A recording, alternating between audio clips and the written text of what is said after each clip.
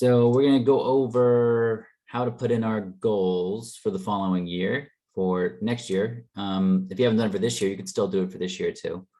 Maybe you'd put them in for like maybe where your goal was for like the last quarter. So now would be a good month to do that, obviously, since we're coming up on the last quarter. You can have the goals pop up right when you log into Command by just customizing your home screen. They have this customize home button up here. So then you can, these are all the different widgets you can have appear, and then you can move them around with a click and a drag. So you can see how your goals are progressing. It kind of gives you like a snapshot of it. It doesn't show you like the full picture, but essentially these are the big pillars that go towards, hitting that GCI goal: leads, appointments, from appointments, then stuff goes under contract, and then from there it goes closed. So to populate those numbers though, we're going to go to the reports applet on the left. And then from here we have a fair amount of, so from here we have all these different options here at the very top. The dashboard, we have a reporting. This kind of just gives an idea of all the different opportunities we have open. And then obviously a goal, which we're going to talk about. Lead routing is for teams. So if you're not on a team, this won't have much relevance for you. Emails is going to be how many you've sent for the month. And then I think going forward, they're going to have a way for us to figure out the emails that are getting bounced back and undelivered. So we'll be able to fix that. And then your texts and calls. So this gives you an idea of how many credits you have left if you sign up for Twilio. But for today, we're going to talk about our goals and kind of how to enter these in for the rest of this year, and then more importantly for the following year. So really, you can tell like which ones you're looking at right now. I'm just looking at 2021 goals. So we can go through and to start that, we hit pretty much like almost every applet. It's like a green box at the top right, or maybe somewhere on the bottom here. So we'll hit the plus button here for goal settings, and it takes us through a Kelly guide to get started. So we'll click the get started button. And this is where you kind of have to have a little decent idea of like your numbers and conversion rates and things of that nature. But they do have numbers that are auto-populated in here. That tend to do a pretty good job of that as well. But before starting this exercise, I would probably recommend getting a good grasp of what your expenses are for the year. That'll be a good help here. So first question, it lets us either do this year, or we can go ahead and project for next year. So I'm going to go ahead and just put next year. What is our profit goal for next year? We're going to say 150. God, I hope my expenses aren't that much. I believe I run somewhere like around probably 15. Cost of sales. So they give you like a little hints on what that kind of stuff is. So cost of sales are the biggest is going to be probably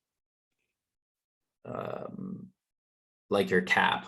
So your total cost of sales for the year would be your cap plus like your royalty. So that's something that you have to pay in order to get paid, right? So if you have a cap, you have to pay that 27 or that 25 or 12, whatever your cap is, and you have to pay that royalty.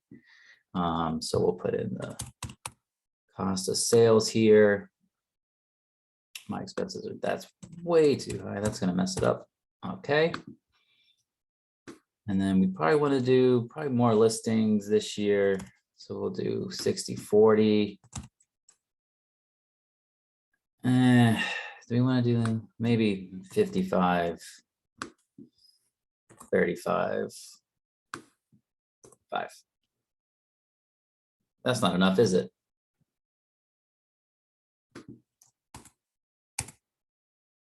No, we got to make that 40. We got to keep that 40, I believe. There we go. You know what? Let's keep that 60. Let's move this to 35. There we go. Okay. Average commission per unit. Northern Virginia is pretty high. So probably on average, it's going to be probably more like 12,000. We'll put 10.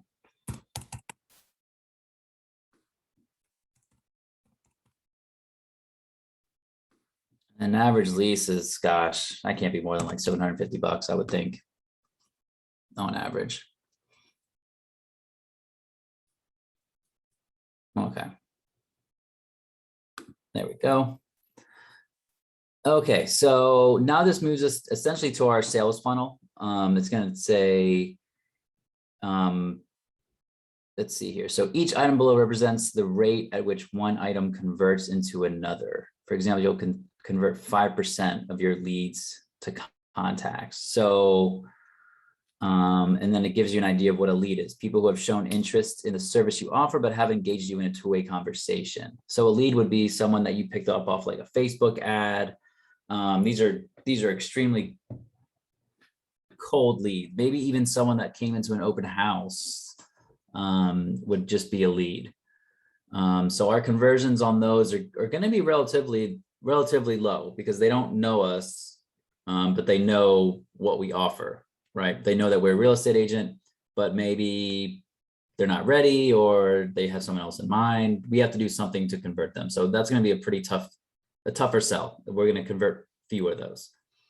And then we have contacts. We're probably going to convert contacts at a slightly higher rate than 5%, I would think.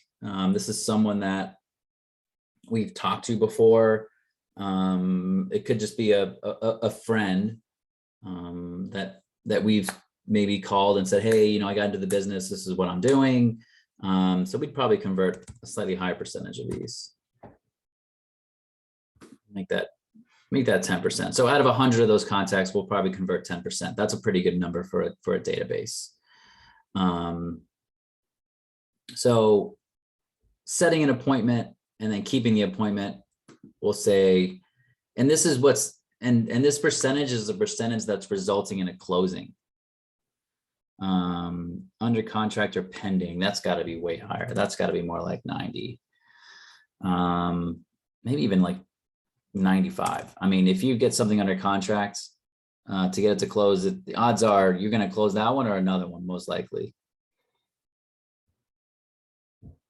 And then we'll just make that one 85. Appointments kept to agreement. So if I go to a listing and I have my listing presentation, the odds of me getting an agreement probably going to be pretty high if you get the appointment. I'll leave that at 75. I still don't have a very big referral-based business, so I'm still going on appointments that are first time me meeting these people and not necessarily by referral.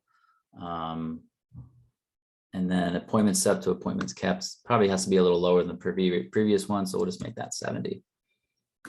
And again, this is a percentage that's leading to a close. Okay. Okay, so we'll save and continue.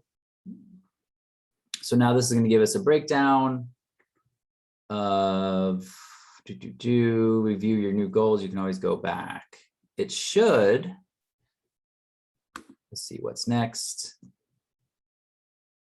I want to view my goals. So this should kick out how many, it's going to do this automatically, which is really cool. Oh, wait. Well, now let me look at, I want to go to next year. Well, now let me look at next year.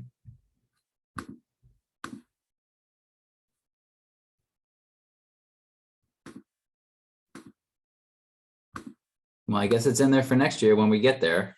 But essentially, right when you get to next year, it'll populate. But if you just did it for the rest of this year, it automatically populates based on your percentages that you put.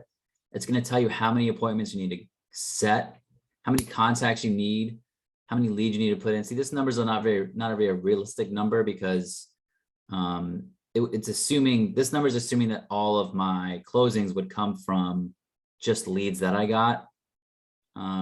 So it's not a very realistic number for me to hit 8,000 leads, if that makes any sense. You start to get more realistic when you get to the contacts number, but then it gets really exciting when you start to consider the fact that you only need to go on 17 appointments, which is roughly an appointment, just call it 2 appointments a month for me to hit my goal that I set for myself this year, right? So then you start breaking it down into smaller bits, like appointments, like agreements, then getting something under contract, and then how many units will that end up in being, which was just 10 units for me this year.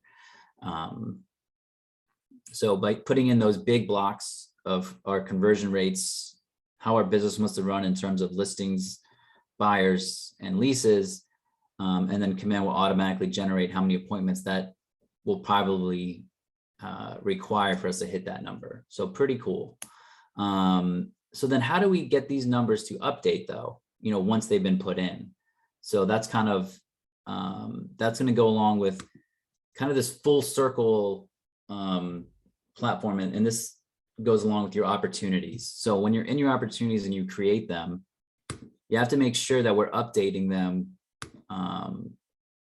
under our details tabs, right?